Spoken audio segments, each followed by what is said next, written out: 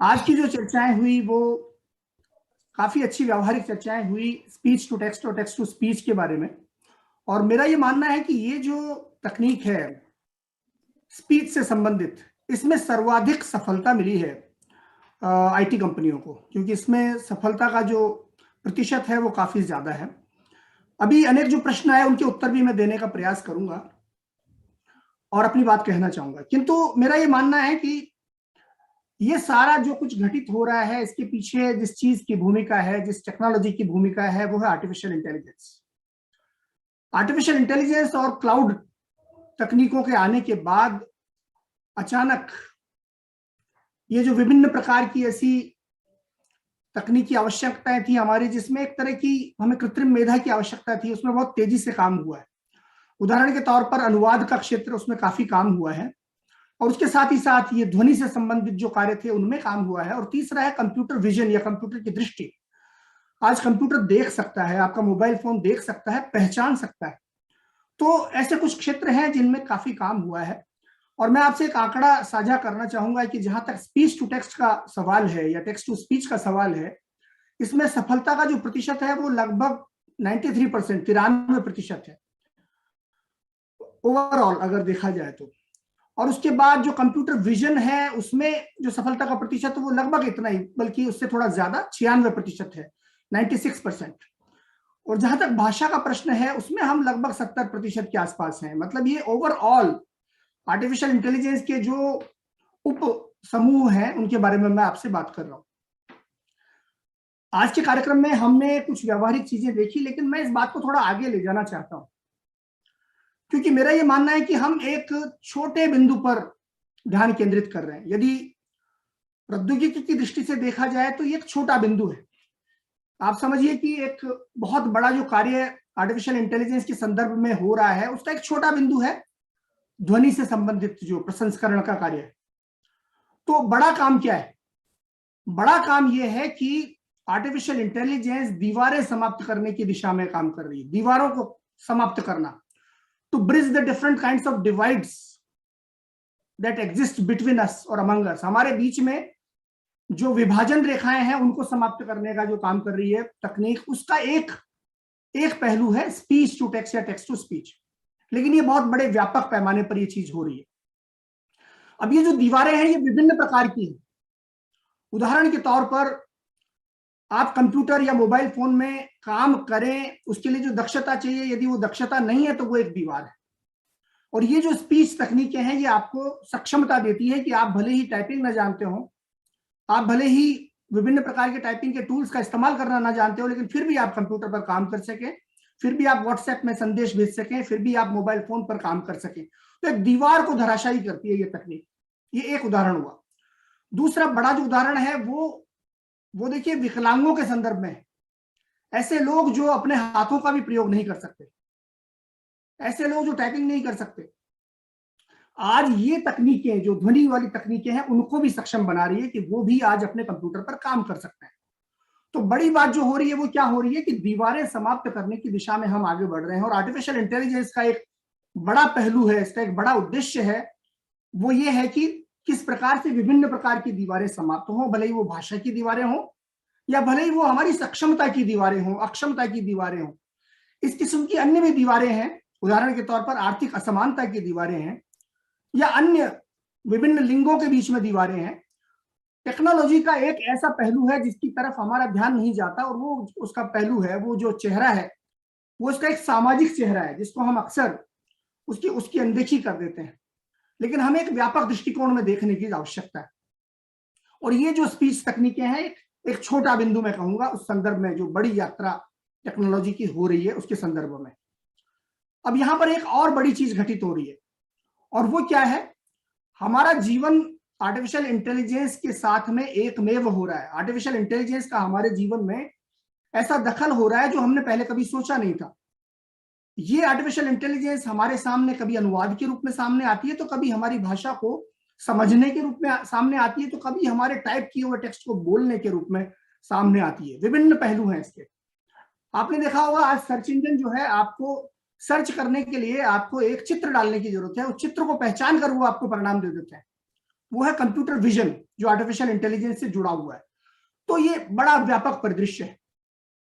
लेकिन एक बड़ा बदलाव जो आ रहा है कंप्यूटर की दुनिया में, और ये स्पीच तकनीक है उसका एक हिस्सा है, वो क्या बदलाव है? वो बदलाव है कि हमारा इंटरफेस बदल रहा है।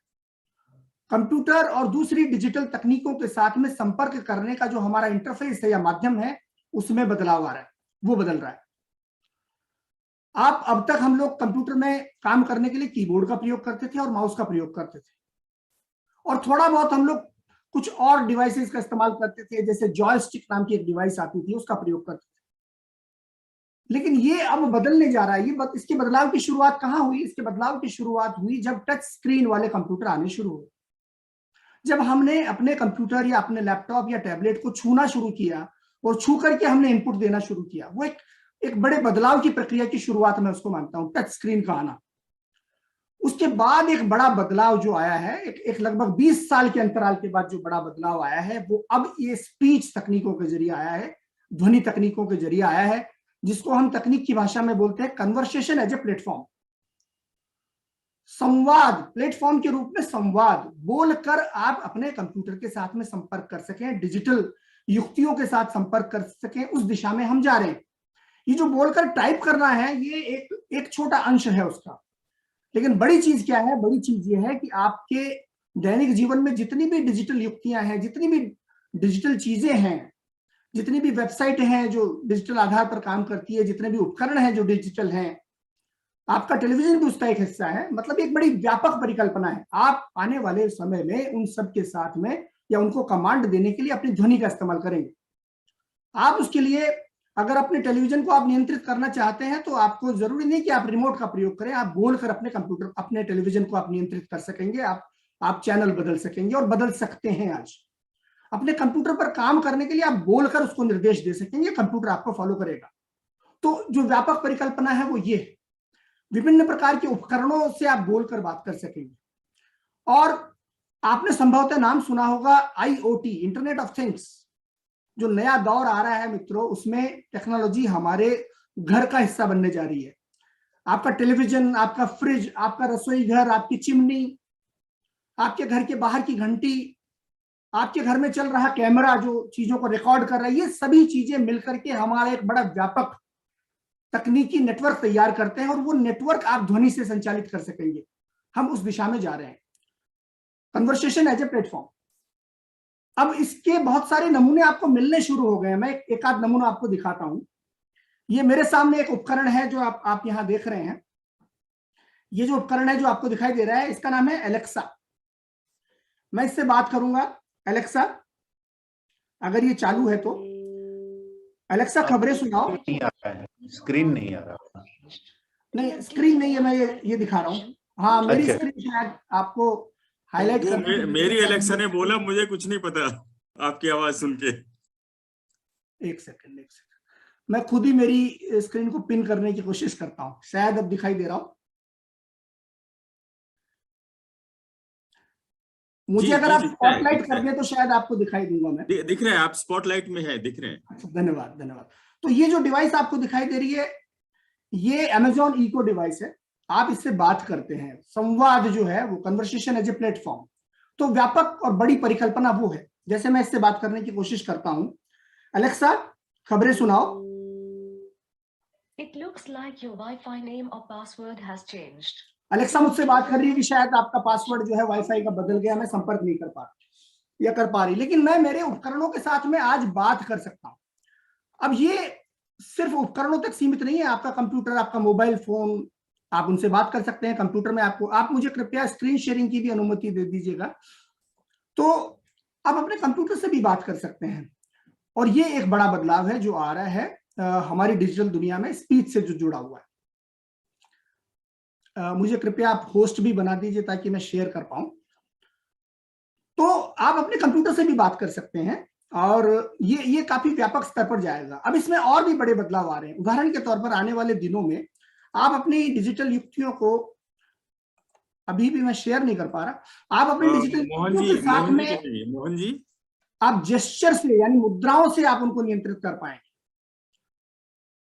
अपने हाथों की मुद्राओं से आप अपने कंप्यूटर को नियंत्रित कर पाएंगे। आप अब आप शेयर कर सकते हैं। अब मैं कर सकता हूं, धन्यवाद। तो ये बदलाव जो है वो हमारे जीवन में आ रहा है, ये बड़ा व्यापक बदलाव है। उदाहरण के तौर पर आप यदि देखें कि यहाँ पर मेरा स्क्रीन आपको दिखाई दे रहा है, चाहे विंडोज 10 हो या 11 हो, आपके विंडोज 10 या 11 में विंडोज 10 या 11 में एक वर्चुअल असिस्टेंट आता है जिसका नाम है कोर्टाना। आप उसके साथ बात कर सकते हैं। मैं आपको दिखाता हूं, मैं यहाँ क्लिक करता हूं और कोर्टाना को मैं बुलाने की कोशिश करता हूं। ये कोर्टाना है जो आपको यहाँ दिखाई दे रहा है।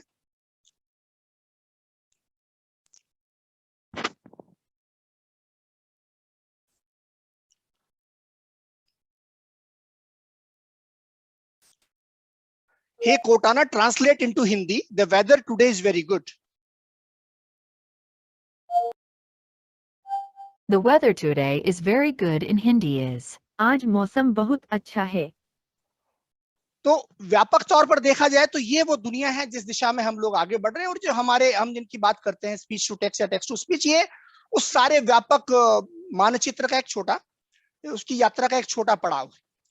मुझसे कुछ प्रश्न भी पूछे गए थे, मैं एक आध का जवाब देना चाहूंगा। उदाहरण के तौर पर ये आपके सामने जो दिखाई दे रहा है ये वर्ड है, और आप इसमें बोलकर आप बड़े आराम से टाइप कर सकते हैं। जैसे मैं आपको दिखाता हूं। नमस्कार मित्रों, आइए हम लोग बोलकर टाइप करना शुरू करते हैं। और ये आपका जाना पहचाना माइक्रोसॉफ्ट वर्ड है, पूर्ण विराम। मुझे जानकारी मिली है कि आप में से कुछ लोग यहाँ पर विराम चिन्हों का प्रयोग नहीं कर पा रहे, लेकिन शायद आप ये जानने के बाद प्रयोग कर पाएंगे अल्प विराम, क्योंकि ये सुविधाएं इनमें उपलब्ध हैं। पूर्ण विराम।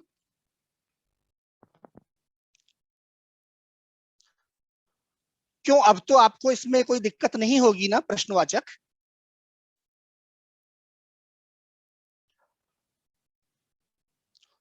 तो आप देख सकते हैं कि विरामों का प्रयोग करना इस तरह से संभव है आज आपके माइक्रोसॉफ्ट वर्ड में। आप हिंदी में भी बोल के आराम से आप टाइप कर सकते हैं और विराम चिन्हों आदि का भी आप प्रयोग यहाँ पर कर पाएंगे।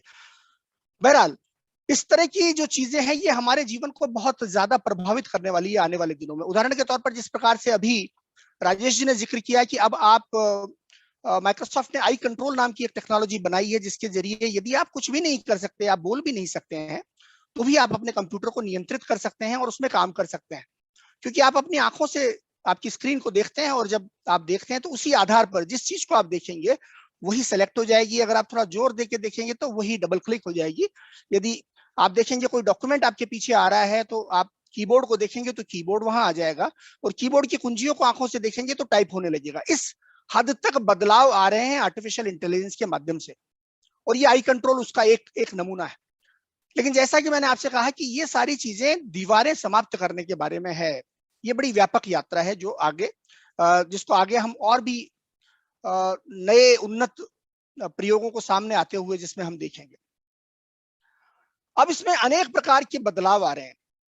देखिए, कल का जो स्पीच रिकॉग्निशन का जो कल की जो तकनीक थी वो आज की तकनीक नहीं है। इसमें अचानक बहुत सारी क्षमताओं का विस्फोट हुआ है। और वो विस्फोट क्यों हुआ है? क्योंकि कुछ ऐसी चीजें आ गई हैं जो आर्टिफिशियल इंटेलिजेंस की बदौलत संभव हुई। आर्टिफिशियल इंटेलिजेंस के आने से सबसे बड़ा काम क्या हुआ है कि आपका कंप्यूटर सीखने लगा है। आपका कंप्यूटर अब सीख सकता है, और वो विभिन्न माध्यमों से सीख सकता है।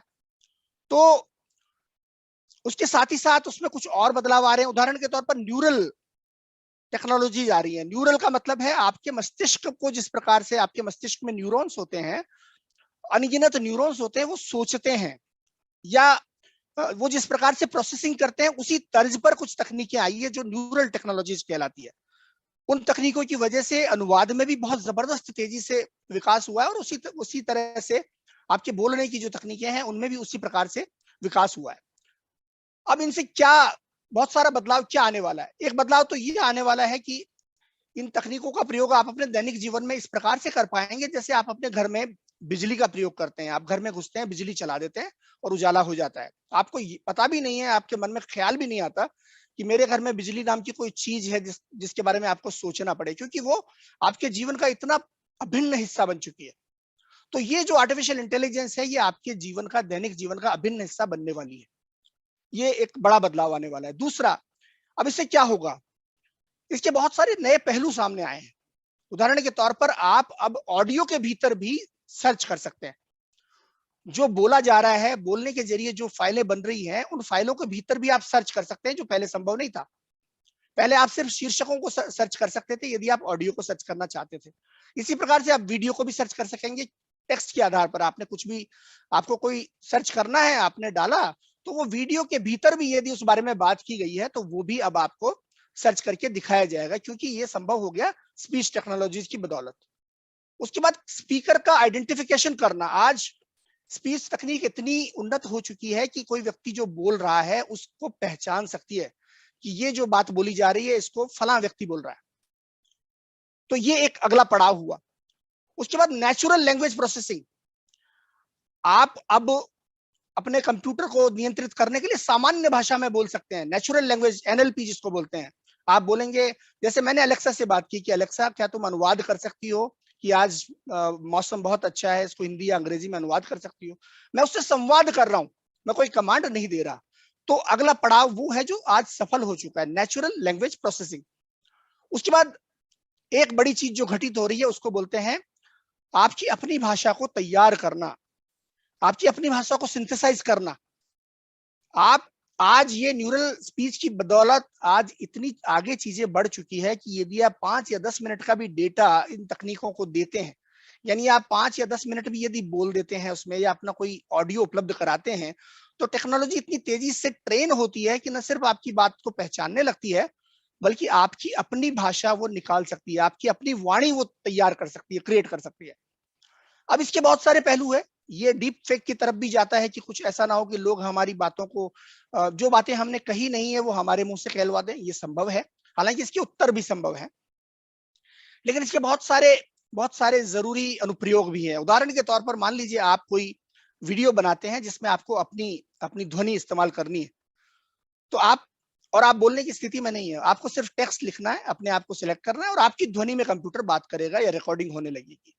कोई व्यक्ति, मान लीजिए आपके परिवार में या मेरे परिवार में या किसी भी परिवार में कोई व्यक्ति हमसे बिछुड़ जाते हैं, दुर्भाग्यपूर्ण कोई घटना हो जाती है, लेकिन उस व्यक्ति की आपको 5 या 10 मिनट की रिकॉर्डिंग अगर आपके पास है तो आप जीवन भर उस रिकॉर्डिंग के जरिए उनसे बात कर सकेंगे। आप उनसे बात कर सकेंगे वर्चुअली ही सही, लेकिन वो व्यक्ति आपके साथ है। तो ऐसे अनगिनत इसके इस्तेमाल हो सकते हैं आपकी भाषा के। तो ये एक एडवांसमेंट आया है, एक विकास जो आगे विकास हुआ है वो ये हुआ है। उसके बाद स्पीच टू स्पीच ट्रांसलेशन। आज हमारे माइक्रोसॉफ्ट के बहुत सारे ऐसे सॉफ्टवेयर हैं जिनमें आप बोलते हैं और वो न सिर्फ ट्रांसलेट होता है बल्कि फिर बोलकर भी सुनाया जाता है। स्पीच टू स्पीच ट्रांसलेशन आज वो संभव हो गया है। तो बुनियादी रूप से मेरा कहने का जो मर्म है वो ये है कि हम लोग कृत्रिम बुद्धिमत्ता के माध्यम से बहुत ज्यादा सक्षम किए जा रहे हैं तकनीकी दृष्टि से, और ये जो कृत्रिम बुद्धिमत्ता है विभिन्न रूपों में हमारे जीवन में घुलने मिलने लगी है। आने वाले समय में इतनी ज्यादा घुल मिल जाएगी कि शायद हमको एहसास भी नहीं होगा कि कब हमने कृत्रिम बुद्धिमत्ता का इस्तेमाल कर लिया और कब हम वापस आ गए। और आपके और हमारे जीवन में ये बहुत महत्वपूर्ण भूमिका निभाने वाली है आने वाले समय में। अब मैं 1-2 उदाहरण आपको दिखाता हूं डेमोन्स्ट्रेशन के रूप में और उसके बाद मैं अपनी बात समाप्त करूंगा। मैंने आपसे कहा कि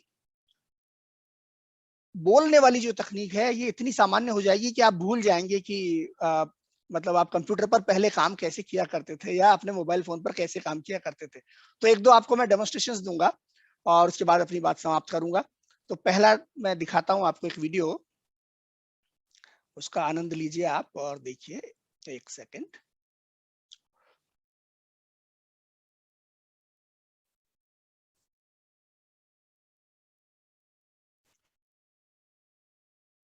कल हम यहां होंगे, ये अंग्रेजी में है फिलहाल।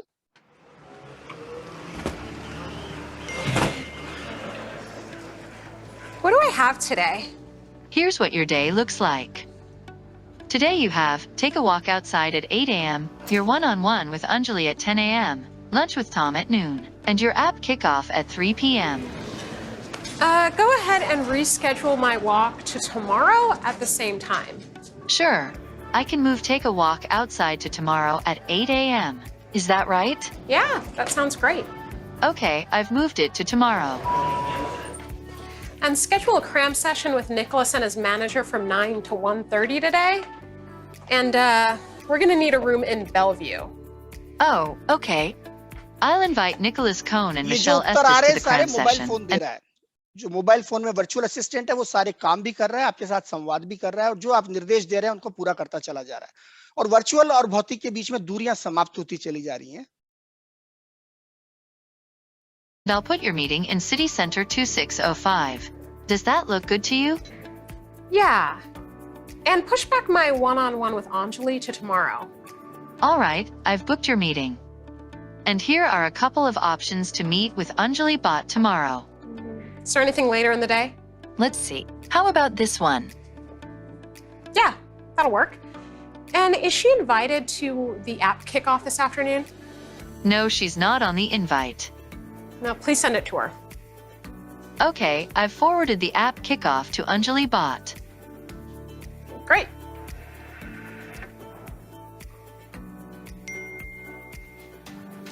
Oh, right. After my last meeting today, schedule 30 minutes to pick up the birthday cake. Sure. Pick up the birthday cake at 4 p.m. Is that right? Yep.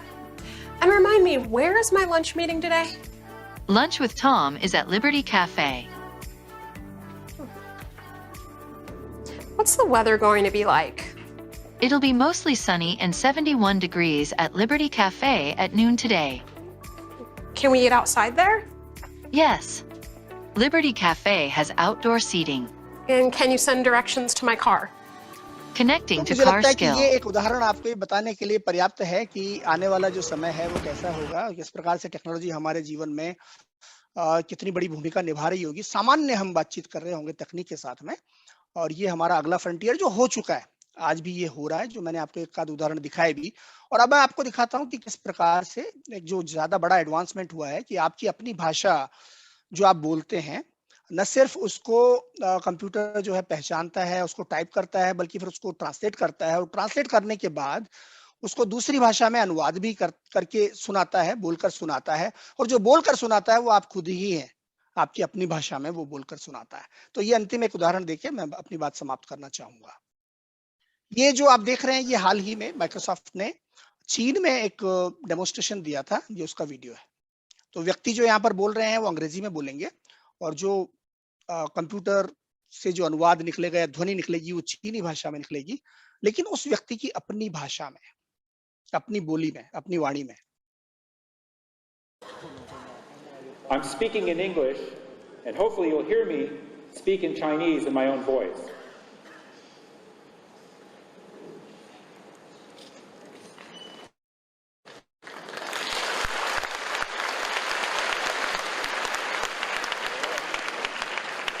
Again, the results are not perfect. There are in fact quite a few errors. 结果并不完美，他们集体反复改错误。 There's much work to be done in this area. तो ये छोटा सा उदाहरण मैंने आपको दिया, और ये हमें दिखाता है कि आने वाला समय कैसा होगा, और वो आने वाला समय आ चुका है। बस मैं इतनी ही बात कहना चाहूंगा। कहने को तो बहुत अनगिनत बातें हैं, लेकिन समय उसकी अनुमति नहीं देता। आपने मुझे आमंत्रित किया और ये मौका दिया, उसके लिए आपका धन्यवाद।